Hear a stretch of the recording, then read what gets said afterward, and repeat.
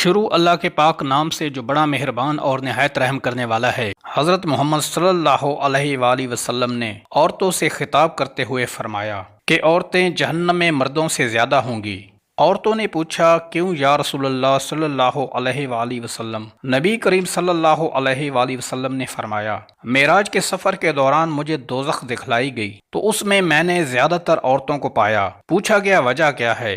آپ نے فرمایا، وجہ یہ ہے کہ وہ کفر، احسان کا اقرار کرتی ہیں۔ عرض کیا گیا، کیا اللہ کے ساتھ کفر کرتی ہیں؟ آپ صلی اللہ علیہ وآلہ وسلم نے فرمایا، نہیں، شوہر کی نافرمانی یعنی ناشکری کرتی ہیں۔